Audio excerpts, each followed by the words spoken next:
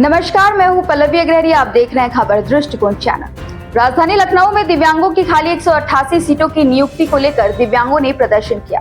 अभ्यर्थियों ने बीजेपी कार्यालय के बाहर गेट नंबर 2 के पास धरना प्रदर्शन किया। प्रदर्शन कर रहे अभ्यर्थी दिव्यांग कोचे की नियुक्ति भरने की मांग कर रहे हैं। हमारे संवाददाता समीर खान ने दिव्यांगजनों से बात की, सुनिए।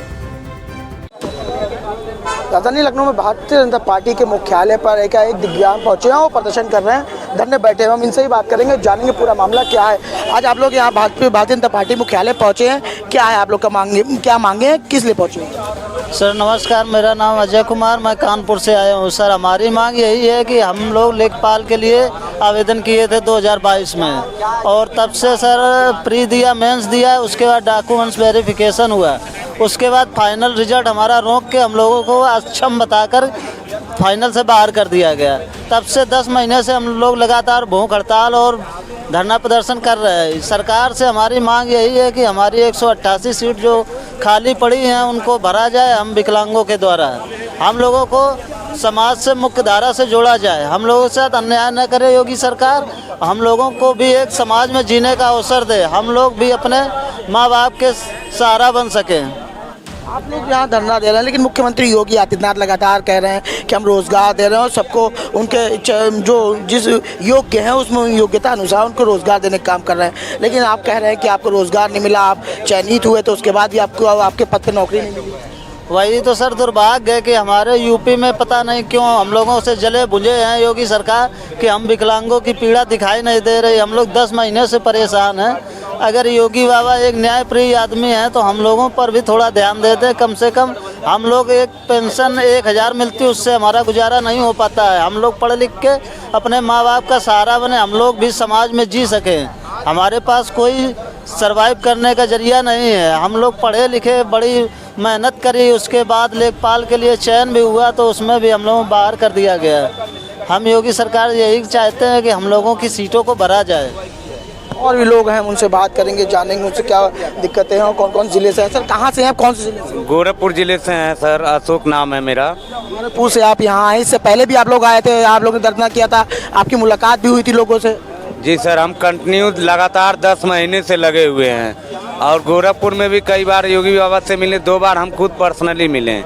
और यहाँ जितने मंत्री हैं, केशव प्रसाद, ब्रजेश पाठक, नरेंद्र कश्यप, दिव्यांग मंत्री जो भी हैं, सबसे लगभग मिलते ही रहते हैं। सब आश्वासन दे रहे हैं सर, लेकिन कोई काम नहीं कर रहा है।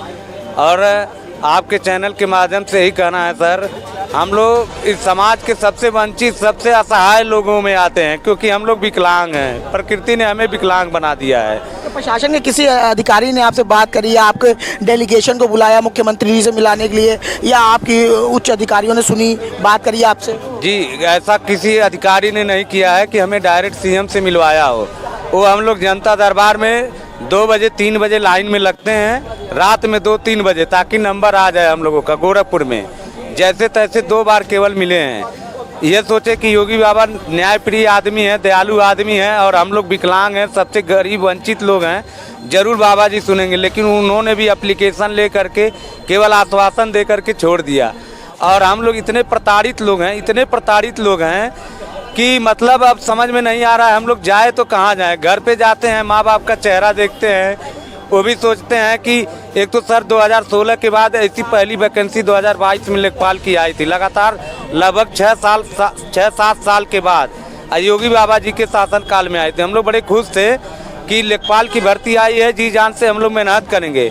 हमारे माँ बाप भी हमारे लिए परिश्रम करवाए, हम लोग जैसे तैसे पढ़ाई किए, कोचिंग वगैरह कराएं। लेकिन प्री दिए, मेंस दिए, और एक समय ऐसा भी आया, पूरे नात बात, पूरे हमारे यहाँ के जितने भी छोटे छोटे जगह थे और हर जगह शोर हो गया कि बेटा, अब दिव्यांग बेटा लेखपाल बनने जा रहा है। और हमें भी खुशी थी कि हम लोग लेखपाल बन जाएंगे, हो जाएंगे। लेकिन जब रिजल्ट आता है तो उसमें केवल हम दिव्यांगों को ही छोड़ दिया जाता है और सबको ले लिया जाता है। अगर हम लोग को नहीं लेना था UPSSC आयोग को, तो हम लोग से प्री भी कराए, मेंस भी कराए, डीबी में ही हम लोग को बाहर कर दिए होते, डीबी तक भी करा लिए।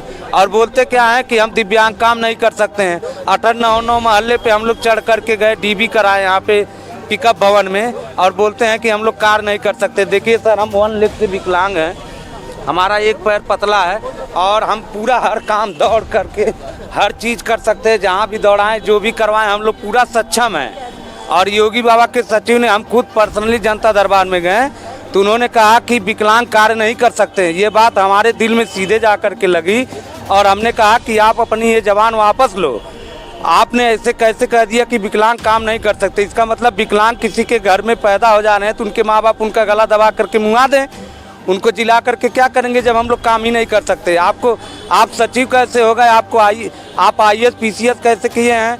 ये तो हमें विश्वास नहीं हो रहा। आपने कैसे कहा कि हम दिव्यांग काम नहीं कर सकते हैं? सर, सब कुछ नतीजा आपके सामने है सर। हम लोग की आंखों में देखिए एक बार सर, कितने कष्ट भरे हुए। हम लोग कभी रोने गाने वाले लोग नहीं, हम लोग खुशियाँ प्यार बांटने वाले लोग हैं। और हम लोग किसी को बद्दुआ भी नहीं देते हैं, केवल दुआ देते हैं। लेकिन पता नहीं आत्मा से क्यों इतना बद्दुआएं निकल रही हैं। हम तो डरते हैं कि किसी को भी हमारी बद्दुआएं न लग जाएं सर, इतने हम लोग प्रताड़ित हैं। और ये भी नहीं है कि हम लोग भीख मांग रहे हैं, हम लोग अपना हक मांग रहे हैं।